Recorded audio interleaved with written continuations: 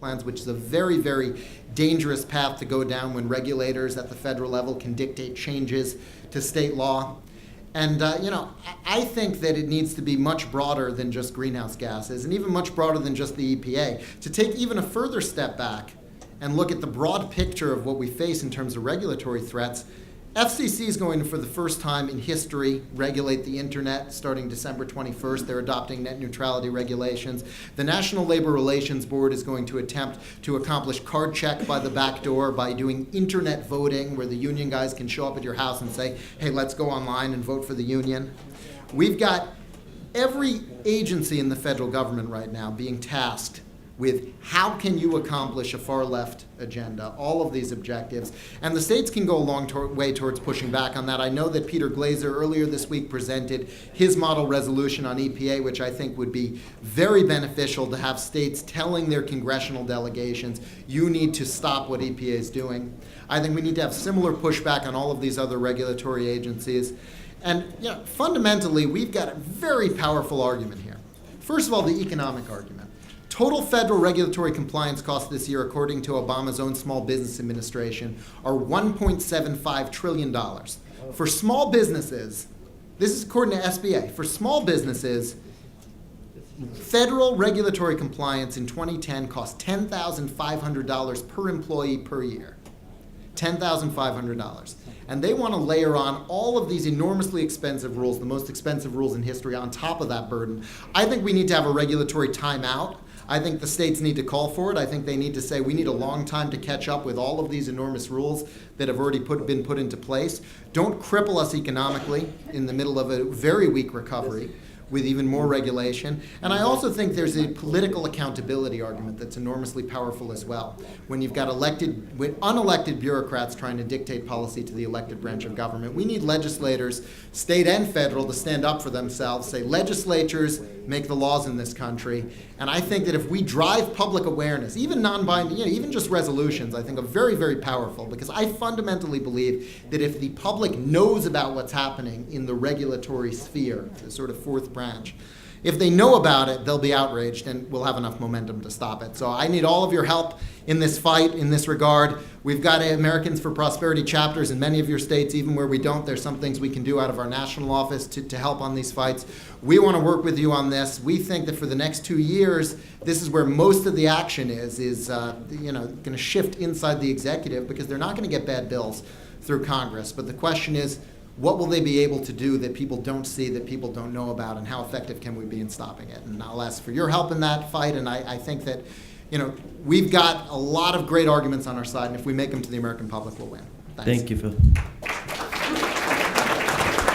Thank you, and I just want to say another, Kathleen White and I, as I said, have the lead article in the Inside ALEC issue right now on the EPA's environmental assault, and I urge you all to not leave today without taking a copy of that. Thanks, Mario. I've got a lot I want to say in 10 minutes, and I think we're running a little bit over too, so I'm going to be the fastest talking Texan possibly in history. I wish I could talk about our 7 lawsuits. Press the on button on the mic. Perfect. I wish I could talk about the 7 lawsuits we have against the EPA right now. About the time that the EPA showed up in Texas and told us they really like our permitting and now they don't like it so much. But I'll leave that for later. Mario asked me, thanks.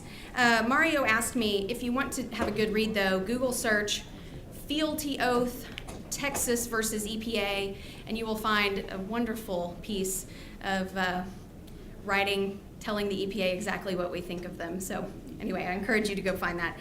Mario asked me to talk about the impact of federal funding on state budgets. I think that's because in my former life, I was with the Texas Public Policy Foundation, and they all got tired of my ranting about this, and misery loves company, so he wanted me to tell you all exactly what I think as well. Luckily for you, I do have 10 minutes to do this in. So at dinner last night, I was with some folks, and there was a girl who is a Texan and has apparently been in Washington, D.C. way too long.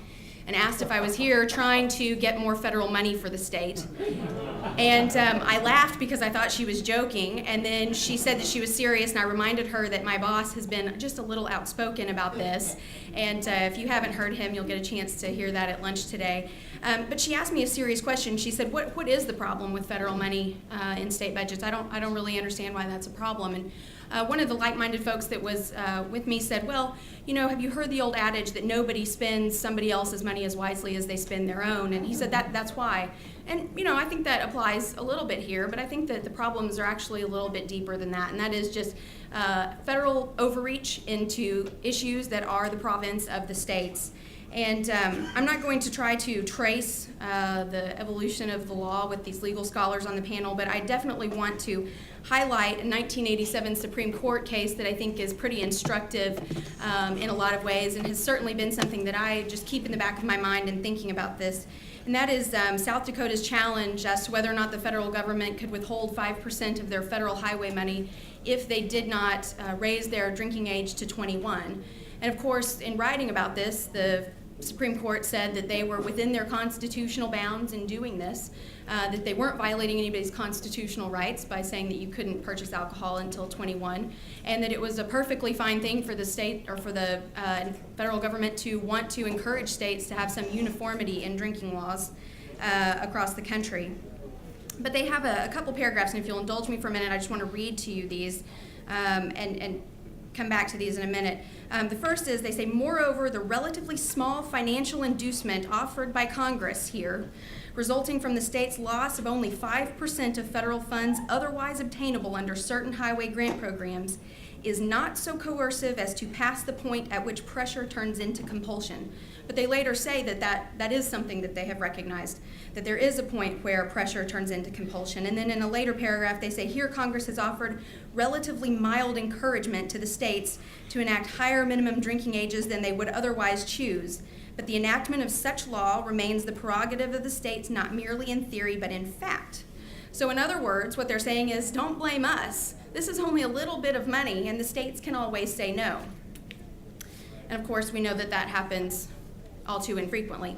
In a refrain that I'm sure is familiar in your states, you hear people talk about, we need to go get these tax dollars that are sent to Washington. That was a subject of one of the earlier panel discussions, and sort of the game theory involved there is states decide, I'm not going to go get my money back, so this is up for other states to take.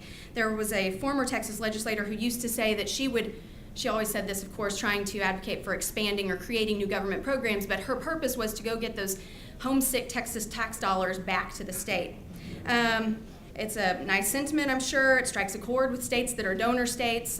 The governor has talked often about how we do not get all of the federal highway money that we send up in our gas tax, and that means that the state has to find a whole lot of other ways to fund important things like transportation. But all in all, this makes it really hard for states to say no, and I'm sure that this is what all of the legislators in this room know firsthand is the case. There's this idea, of course, that the federal money is free, and we know that that's not true. But I've always been fascinated by the South Dakota case because I think that it's important that the court has recognized that there is a point where Congress hangs out this financial inducement, and it may be so coercive as to pass the point at which pressure turns into compulsion. So if 5% isn't enough, I just want to know what is enough. And I wonder what they would think about Medicaid. And Medicaid, as you know, is a budget buster in every state. A state that has the very smallest matching percentage in Medicaid spending still splits Medicaid costs 50-50 with the federal government.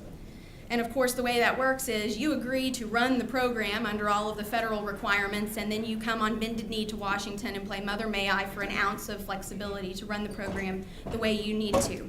So, my question is, this voluntary program, which every state participates in, if 5% isn't coercive, is 50%. How about 60% or 70%? That's what we're talking about for many of these states with the matching funds. And the reason I think this is important is you might have heard a lot of the chatter about Texas getting out of Medicaid. And I think that that's a reflection on just how desperate the situation is for states. I don't want to spend too much time talking about the ins and outs of our Texas budget, but I will say that what we are looking at with the enhanced federal match that is that's going away. You may remember the stimulus dollars came into the states and said, we're going to temporarily give you more of a federal match for Medicaid. That goes away, and they reset the matching percentage anyway. We're looking at needing about $6 billion more